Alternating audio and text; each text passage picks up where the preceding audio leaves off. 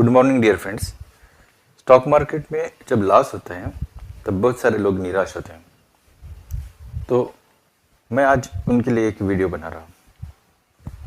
ये जो लॉस है उसके ऊपर ऐसा सोचते रहने की कोई भी ज़रूरत नहीं, क्योंकि स्टॉक मार्केट एक ऐसा व्यापार है जो बहुत अच्छा है, लेकिन उसमें एक ही संकट होता है बड़ा, वो बोलते तो लॉस।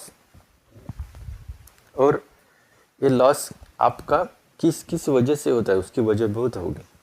ठीक है, तो इतनी वजह होती है कि आप सारी ज़िंदगी भी लॉस में रहोगे, फिर भी सीखोगे नहीं अगर ठीक से काम नहीं किया तो डियर फ्रेंड्स। लेकिन दूसरी तरफ इन्वेस्टमेंट में बहुत सारे लोग पैसे अर्न कर रहे हैं। तो अभी मैं इतना ही बताऊंगा कि इस लॉस से ऐसे डर कर भागना नहीं है या लॉस को बुरा समझना नहीं है। लॉस जब होता है आपका, नंबर वन, आपका पैसा लॉस हुआ, लेकिन आपका पैसा बहुत अच्छे हाथों में गया। तो जो लोग इंडस्ट्री में हैं, अच्छे ट्रेडर हैं, जो पैसे को यूज करना जानते हैं, ऐसे हाथों में गया। तो ऐसा समझिए कि आपका पैसा इन्वेस्ट हो गया और वो आपको धीरे धीरे मिलने वाला है जैसे जैसे आप सीखते जाओगे।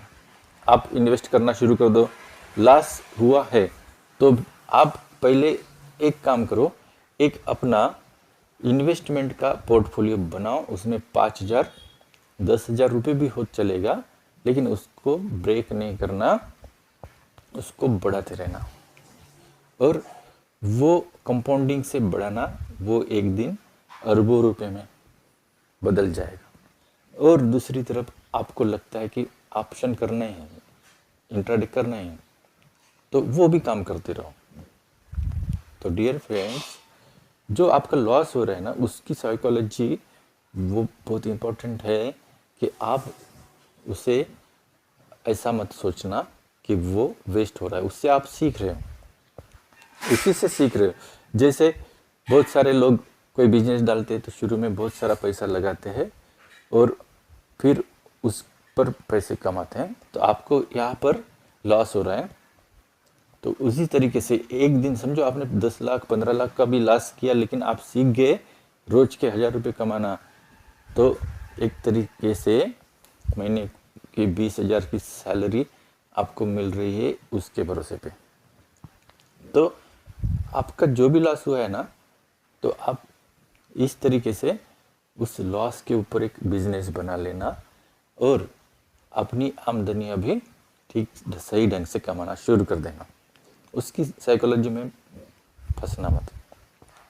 और बहुत सारे लोग लॉस के बाद सीखते जाते हैं। जैसे कोई कर्जा निकाल के लाता है, तो कर्जा निकालने के बाद वो बैंक से कर्जे की प्रोसेस सीखता है। फिर उसका एक दिन ऐसे होता है कि कर्जा भी पेंडिंग हो जाता है, तो बैंक वाले कैसे ड्यूज लगाते हैं। फिर उस कर्जे का वो सिबिल ट्रैक में आ जाने की वजह से आपको कर्जा नहीं मिलता। फिर आपको सिबिल ट्रैक क्या है ये समझने लगता है। ये सब बातें बाकी लोगों को नहीं समझते। फिर धीरे धीरे आप उस कर्जे को भी हैंडल कर लेते हो। फिर आपको वो सिबिल ट्रैक रिपोर्ट उसका फ़ायदा लेना भी आ जाता है। फिर आप धीरे धीरे कर्जे से ही अमीर भी हो सकते हो। तो डियर फ्रेंड्स, आपको हर बात की ट्रेनिंग वहाँ पे मिलती है। एक तरह से वो इनडायरेक्टली ट्रेनिंग होता है।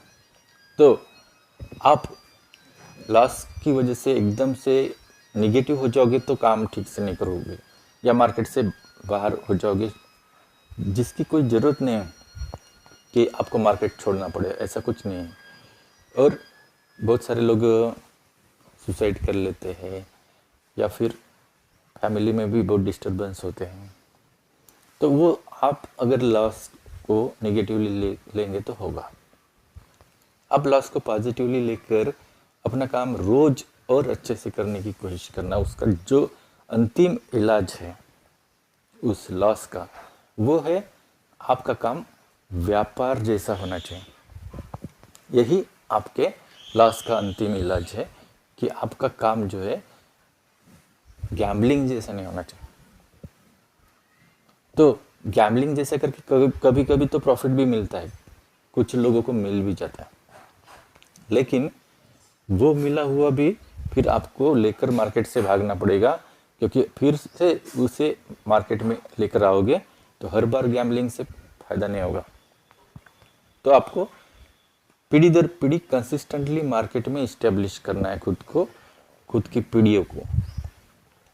ये सभी को जरूरत है, क्योंकि इकोनॉमी का सिस्टम ऐसा है ना कि जैसे आप किसान हो, आपने कपास उगाया तो कपास को बड़ी मुश्किल से 5,000-7,000 रुपये क्विंटल का भाव मिलता है, लेकिन इंडस्ट्री में उसमें से कुछ पैसे स्टॉक मार्केट में लगाते हो तो आपको, टेक्सटाइल मिल बैंक में लगाते भी हो तो आपको आने वाले 10-20 साल में 1,000% का, 5,000% का रिटर्न, मैंने तो एवरेज निकाला ना निफ्टी के शेयर का, तो 30,000% का रिटर्न मिलता है।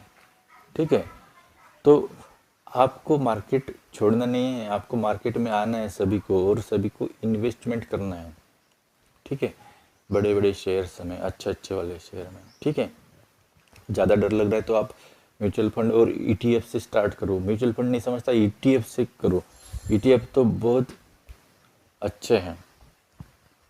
ठीक है, सीपीएससी ईटीएफ, निफ्टी बीज, अभी अल्फा ईटीएफ आए हैं, तो स्मार्ट ईटीएफ के नाम से भी आए हैं। तो ईटीएफ में तो आप सब लोग कर सकते हो, और जो ऑप्शन ट्रेडिंग करने वाले नए लोग हैं उनको ऑप्शन ट्रेडिंग छोड़ने की ज़रूरत नहीं, लेकिन ऑप्शन ट्रेडिंग कम पैसे से करते रहना और व्यापार जैसे करते रहना आपको जरूरी है।